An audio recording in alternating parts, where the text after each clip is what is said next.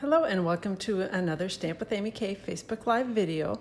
And I'm just out here checking before I get going to make sure that I am live and that I can see all your comments. So hopefully I am live in the right place, it looks like. So, okay, so let's go ahead and get started. So, hey Patricia, thanks for jumping in. Today I'm going to show you real quickly how I made this card with the Free as a Bird stamp set.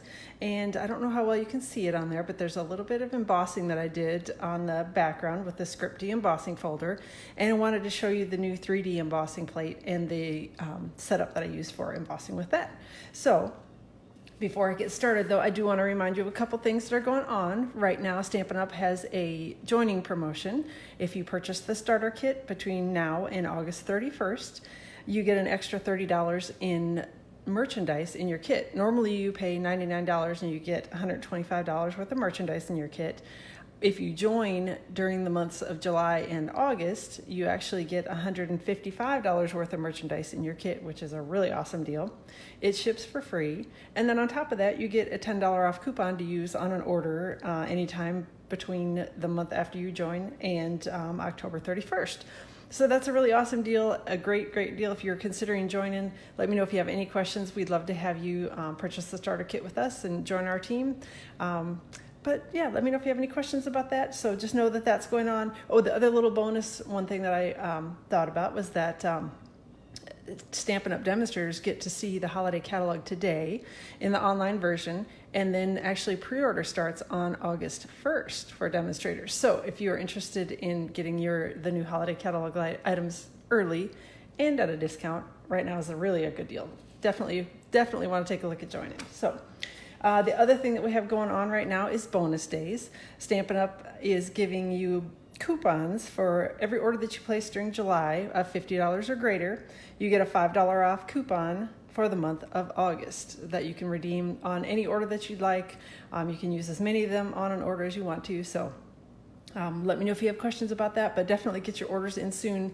The coupons can only be collected through the end of July and then redeemed in August. So let me know if you have questions about that, and we will go ahead and get going on the card. So let's see, I think we'll go ahead and start with the embossing part of it. So this is the Scripty embossing folder. It's one of the new 3D, hey Roz, thanks for joining. It's one of the new 3D embossing folders, and you'll notice that it's thinner than the previous ones have been. So in order to compensate for that in your stack when you're creating, when you're embossing with it, Stampin' Up! Has got a new 3D embossing plate, which works fabulously. If you don't use the 3D embossing plate, you kind of have to stack up a bunch of shims and hope that it works well. The 3D embossing plate was designed for it, and it works perfectly. So I love mine. Anyway, but definitely I feel like it's worth the purchase, the $10 purchase for the 3D embossing plate. So let's go ahead and get going. So to use the 3D embossing plate, you put your cardstock in the embossing folder and then grab your Big Shot or whatever your die cutting tool is. The sandwich for it is the Big Shot embossing platform that goes down at the bottom. Then you put your embossing folder directly on top of that with a paper inside it, and then your 3D embossing plate on top of that, and you're going to run it right through the Big Shot. Sorry, I know the table wiggles a little when I do that. Trying to hold it still. And then it comes out the other side perfectly embossed. So hey Suzanne, I appreciate you joining. So again, if you don't have this embossing plate, I highly recommend getting it. It works awesome with the Big Shot, the platform that we currently have. So let me set that aside. One other thing we're gonna do on this card is we're gonna do a little bit of die cutting. So I went ahead and pre-cut, this is 4 inches by 4 inches, and it's the Bird Ballad Designer Series paper. And I don't know if you noticed it on the card, but it's actually got the stitched trim around it, and it's more of a square shape than a rectangle shape. So I was going to show you real quickly how I did that. So I've got the stitched rectangles dies here, and I'm using the biggest one that there is. And I'm going to go ahead and set it up here. Whoop, I guess I need to slide this over a little bit so you can see it better. Set it up here, so it's going to go through at an angle. And then hopefully you can see that I've got it fairly even around the edge of it. It doesn't need to be perfect. Again, because it's, it doesn't need to be an exact perfect square, just looks close to a square. So I'm going to go ahead and run it through at a little bit of an angle that helps it to go through the machine a little bit easier without the big bump on the edge. All right, and then going to flip it around the other side. Take off the little trimmed off piece. And then to make it more square, what I do is line it up basically where I want it to go. And then you can kind of feel the grooves on the back will catch on the paper. Hopefully, now that I say that, I can get it to work. But basically, it just sort of slides into the slots on the back and fits in there. I mean, you don't want it, you can't really wiggle it, but you can wiggle it a little bit so that it kind of, it's like the little stitches catch, and it fits right in there perfectly, so you can cut the other side of it. So we're going to go ahead and I'm just going to run it through on the one edge, back it back out, and then we've got our square that's stitched all the way around. So hopefully you can see that on there. But it's a super easy little technique where you're just going to trim off the edges and make it square instead of rectangular. So let me set that up and out of the way, and we'll get going on assembling the card front. So I've got petal pink cardstock, card base that I've got here, and I've got my embossed panel. I'll put all the measurements and everything out on my blog tomorrow, but it's 4 1/4 by 5 1/2. That's the piece of paper that I embossed.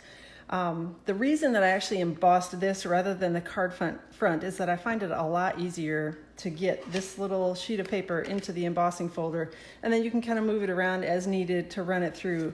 If you're trying to emboss the whole card front, then you've got the card base hanging out the top, and you're trying to bend it around and make sure that the front gets all embossed, and it's just a little bit more difficult to deal with. And I don't always get a perfect embossed image on it. So that's why I usually tend to go with embossing just a piece of cardstock and then adhering it on the front of my card base rather than trying to emboss the card base. And I know it's a little bit extra cardstock, but I feel like it's well worth it. So then I'm going to use a little bit of the multi-purpose liquid glue and run it around so that I can adhere the two pieces together. And again, the reason I use the multi-purpose liquid glue when I'm doing a card front like this is that it gives me just a second to make sure that everything is lined up before it's adhered on permanently. Snail, once you stick it down, it's on there and you kind of have to rip your card front apart. So definitely it's a little easier to use the liquid glue on it. Then we're going to adhere on. Hey, Lori, thanks for joining. Sorry that I missed you hopping in here. I was busy talking and not looking. So hey, Lisa, thanks for hopping in too. I'm just going to use a little bit of multi-purpose liquid glue to adhere on the die cut panel that we just did, that we turned from a rectangle to a square. And again, there's no specific measurement. I just kind of wanted it lined up about evenly around the edges. So, all right, the next thing we're going to do is going to take a little bit of linen thread, which hopefully I will not end up with knotted. And I wrapped it around the card front 3 times, which usually I only do it twice, but I don't know why. I felt like this one needed 3 times. So do that and then tie a little bow. And again, hopefully not tie it completely in a knot, except for the one knot that I want, which is right here. All right, so far so good. Glad that you're enjoying the little tips. I'm trying, try to give you little things to help you make your cards extra pretty. So, all right, so we've got the bow done here, it looks like. And then these are a little bit, I got a little overzealous in my trimming of the twine, but I always find it much easier to have the twines and ribbons be a little too long. You can always trim them up. If they're too short, you can't make them any longer. So then I'm just going to wiggle this over so that it's off to the side a little bit so that I can put my circle panel here on the front of it.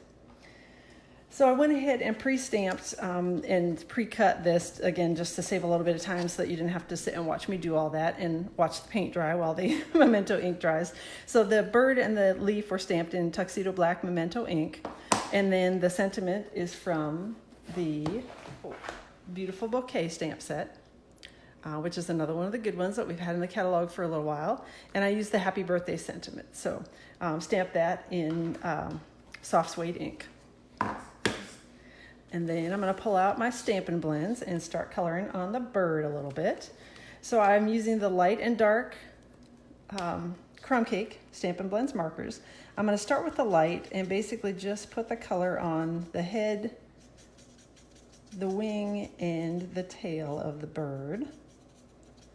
And again, it doesn't need to be colored perfectly. These images are pretty forgiving. I am not an excellent person at coloring.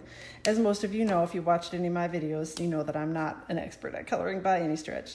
And then I'm going to take a little bit of the dark crumb cake and come back in anywhere where I see that Stampin' Up! Has put in a little bit of shading for us. Then I can assume that that means that that should be a dark area on it. And then just come back in and blend the two together here with my light crumb cake Stampin' Blends marker.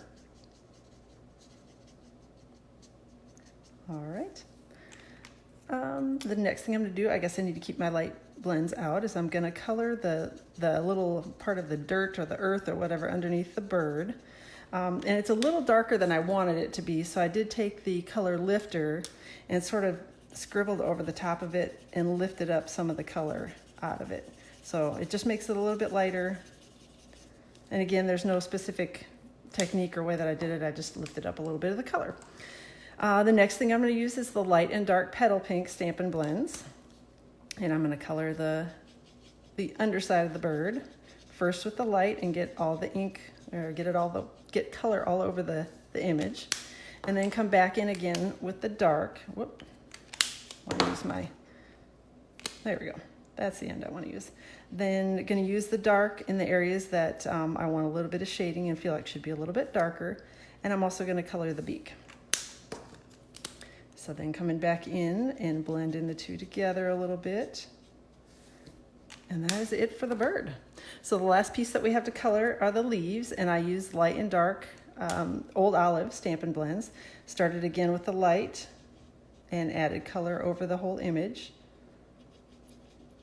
And I did go ahead and color all the leaves at once. You can do them one at a time. It may make it a little bit easier for blending, but again, these images don't need to be, they're little images and don't need to be perfectly blended, so I just sort of add in a little bit of color over the center of the leaves and then come back in with my light and blend it together a little bit. And then I do see there's a little tiny bit of the branch peeking out here, so I'm going to take the light crumb cake marker and add just a little bit of the branch, the branch part, I guess. All right, so the image is all done and all colored, so all we need to do is adhere it now to the card front with a couple of Stampin' Dimensionals. And hopefully y'all are having a good day. We've had some kind of crazy weather here. It was really, really hot over the weekend. And then we had crazy storms come through last night, and now today it's much, much cooler. It's like 25 degrees cooler than it was over the weekend.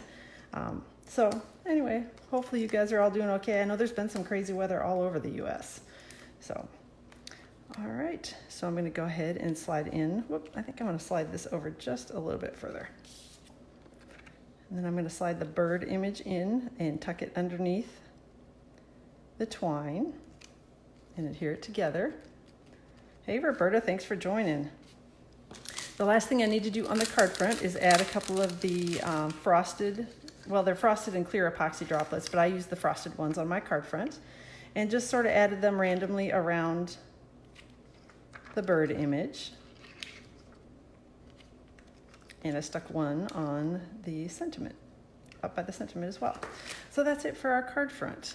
Pretty basic, but like I said, just wanted to show you a little bit of, a couple of cutting techniques and a little bit of how to use the new 3D embossing plate. On the inside of the card, I just cut a little piece of the designer series paper, and this is Whisper White cardstock cut to 4 by 5 1/4. And then this is 5/8 inch, and we will trim it down to 5 1/4 once we get done with it. But that's the designer series paper, the same one that we used on the card front. I'm just going to use a little snail and adhere it to the bottom of the Whisper White. And then trim off the excess. And I don't know why, I find it a little bit easier if I make it a little longer than I need it to be to put these strips on the bottom. I feel like I have a little more control over how it goes. So that's, otherwise I end up with, sometimes it's not quite straight, and I don't know. Anyway, to me it's a little easier to have it be a little longer, and you can always snip off the end. Again, you can't make it any longer, so I usually tend to go oversized on things like that, and then don't have to worry so much about things not fitting quite right, because you can always trim them down, but you can't add on. So, and then just using a little snail to adhere the panel to the inside of the card, like that.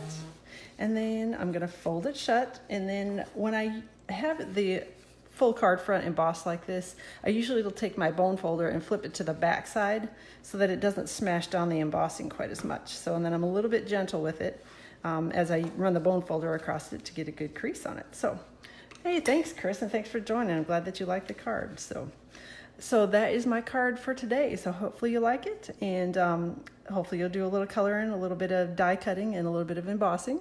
If you have any questions about anything, let me know. Again, I'll be posting all the details out on my blog tomorrow. But definitely, if you don't have the 3D embossing plate, you're definitely going to want it for the new style embossing folders. It works really, really, really easily with them. Let me know if you have any questions. Let me know if you have any questions about the joining promotion or about the bonus days promotion that are going on now. I guess that is it for today. I will plan to see you all next week, Tuesday. Thanks so much for joining me, and have a good afternoon.